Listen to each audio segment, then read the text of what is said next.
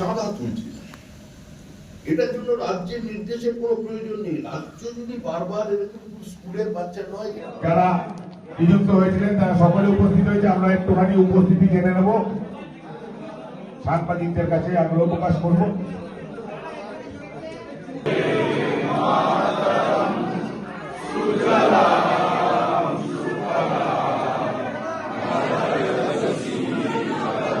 আমাদের সাংগঠনিক বৈঠক কি হলো সেটা তো সাংবাদিকদের বলবো,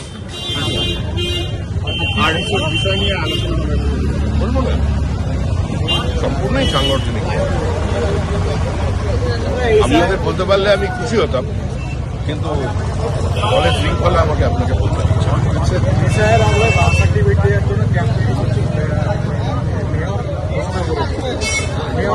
একদিকে মেয়র ক্যাম্প তৈরি করছেন, অন্যদিকে বাবা ভাড়া দিচ্ছেন। পশ্চিমবঙ্গে এখন বাবা ভাড়াটাই চলছে। আমরা যাত্রা দেখেছিলাম বাবা কেন চাকর, এখন নতুন যাত্রা আসছে শ্বশুর হলো বাবা। চারিদিকে চলছে, বার্থ সার্টিফিকেট দেওয়ার হিড়িক পেড়েছে। এটা অনেকদিন ধরেই চলছে বিভিন্ন সীমান্তবর্তী জেলাগুলো, গ্রাম পঞ্চায়েতে। এখন ক্যাম্প করে মানে জন্মের ঠিক ঠিকানা লিখে দেবেন ফিরাদাকে। আমরা এতদিন শুনেছিলাম চিত্রগুপ্তের খাতা, বিধাতার খাতা, এসব শোনা যেত। এখন ফিরাদা কিমের খাতা উনি ঠিক করে দেবেন। আর উনি তো আগে বলেছিলেন যে সেদিনের বেশি দেরি নেই যেদিন 50% মানুষ উর্দু ভাষায় কথা বলবে। তার জন্য উনি ওনার কাজ করছেন।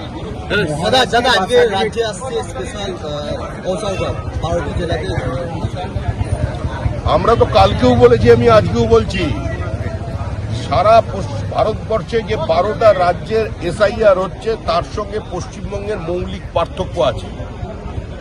এখানে ভোট হয় না, ভোট করাতে হয়। এখানে ভোট পরবর্তী হিংসায় এই 27 দিনে বিজেপির 56 জন খুন হয়, পুলিশ এফআইআর নেয় না। ভোট পরবর্তী হিংসায় যে তদন্ত চলে, সেই তদন্তে সাক্ষীদের হস্টাইল করে পুলিশ, ধর্ষণের এফআইআর নেয় না। এটা তো ভোট পরবর্তী হিংসার নমুনা। ওই বিহারে নির্বাচন হয়ে গেল, হরিয়ানায় হলো, ওখানে কার বাড়ি ভাঙচুর হয়েছে, কোন দলের পতাকায় আগুন লাগানো হয়েছে, কাকে দস্তখত দিয়ে জরিমানা দিয়ে গ্রামে ঢুকতে হয়েছে, কার মাথা মুড়িয়ে নাক্ষত দেওয়ানো হয়েছে, হয়নি তো। দাদা ফের বিজেপিকে ছিঁড়ে দিল কমিশন, বিএলওদের ভয় দেখানো হচ্ছে। বিএলও মানে কমিশন না, আমি কালকেও বলেছি নিরাপত্তা দিতে হবে নির্বাচন কমিশনকে। দিল্লি থেকে বসে থাকলে হবে না, প্রয়োজন হলে জ্ঞানেশ কুমারকে এখানে আসতে হবে। বিএলও আমাদের দাবি ওপরে থাকবে। সরকার একটা ভিন্ন অবস্থান, নির্বাচন কমিশন সম্পূর্ণ স্বতন্ত্র। নির্বাচন কমিশনকে কলকাতায় এসে স্টেশন করতে হবে। তাদের যে চিফ ইলেকট্রাল অফিসার আজকে, তার নিরাপত্তাও তো সুনিশ্চিত নয়। বিএলওদের তুলে নিয়ে যাওয়া হচ্ছে। একজন বিএলওর স্বামীকে ওপরে প্রাণঘাতী হামলা হয়েছে, আর ওরা দিল্লিতে বসে থাকবেন। নির্বাচন কমিশনকে এখানে বিএলওদের সুরক্ষার ব্যবস্থা করতে হবে। বলছি দাদা শান্তনুটাকে যা বলার বলে দিয়েছেন। বলছি দাদা, বৈঠক শুরুর আগেই বেশ কিছু কর্মী বিক্ষোভ দেখালো, অসন্তোষ প্রকাশ করলো, তাদের বসতে দেওয়া হয়। বসতে দেওয়া হয়নি, এটা হয়, এটা অতি উৎসাহে হয়েছে। সবাই এখানে আসার কথা ছিল না, নির্দিষ্ট কিছু ডাকা হয়েছে, তার বাইরে কিন্তু এসে গেছেন। এখন দীর্ঘদিন আমার সঙ্গে সম্পর্ক।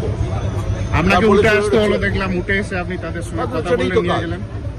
যারা বসেছিলেন তারাও বিজেপি, যারা দাঁড়িয়েছিলেন তারাও বিজেপি। যিনি একজন বিক্ষুব্ধ ছিলেন উনি বলছিলেন বৈঠকে কোনো বিক্ষুব্ধ না, বিজেপিতে কোনো বিজেপি ক্ষুব্ধ তৃণমূলের বিরুদ্ধে। বলছি ওয়াকআপ বিল নিয়ে মুখ্যমন্ত্রী মমতা ব্যানার্জি উনি গ্রিন সিগন্যাল দিয়েছেন যে সেন্ট্রাল গভর্নমেন্টে উনি গ্রিন সিগন্যাল দেবার কি, কেন্দ্র নীতিবাচ, উনি ওরকম বিরোধিতা করেন। এসআইআর তো বিরোধিতা করেছেন, ময়দানে নেমে দেখুন সব জায়গায়।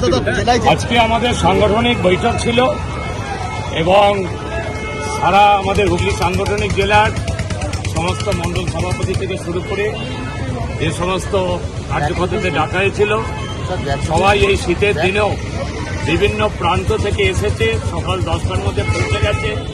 তাদের উৎসাহ, তাদের উদ্দীপনা এবং তাদের দলের প্রতি যে ভালোবাসা, সেটা থেকেই বোঝা যাচ্ছে যে আমরা আগামী যে 26-এর নির্বাচন, সেই 26-এর নির্বাচন আসছে। আর মূলত আমাদের আজকে আমাদের রাজ্য সভাপতি, আমাদের সবার প্রিয় মাননীয় শ্রমিক দা এই বৈঠকে উপস্থিত হয়েছেন। বলছি আজকে বৈঠকে মূলত কি বার্তা দেওয়া হলো কর্মীদের?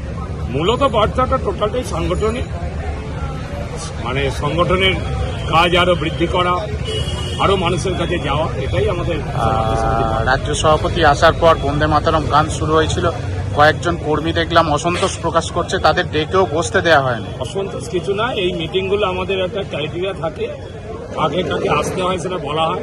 তার বাইরেও কিছু কার্যকর্তা আমাদের এসেছিলেন অতি উৎসাহে শ্রমিকদাকে দেখার জন্য, শ্রমিকদার বক্তব্য শোনার জন্য। সেই জন্য তারা একটুখানি উৎসাহ প্রকাশ করছিল, আমরা তাদের আবার ব্যবস্থা করেছি, কোনো অসুবিধা হয়নি। আমাদের কর্মীরা সবাই সুশৃঙ্খলভাবেই বক্তব্য শুনেছে মিটিং। রাজ্য সভাপতিকে উঠে আসতে হয়েছিল এবং যিনি বিক্ষোভ দেখাচ্ছিলেন বললেন তৃণমূলের দালাল নাকি ভিতরে আছে। একজন কর্মী ভাবেন, কর্মীদের কোনো প্রবলেম হয়েছে, তিনি একজন কর্মী হিসেবেই উঠে এসছেন। উনি নিজেকে রাজ্য সভাপতি ভাবেন না, উনি ভাবেন আমি সবার সাথে কর্মীদের সাথে থাকি। বৈঠকে তৃণমূলের দালাল আছে, মানে একজন বিক্ষুব্ধ কর্মী বলছিলেন। কেউ তৃণমূলের দালাল না, আমরাই তৃণমূলের এগেনস্টে লড়ছি। কেউ তো লোক ঢুকতেই পারে, এখন সে কি বিখ্যাত আমরা জানি না, এরকম কোনো প্রসঙ্গ আসার কথা না।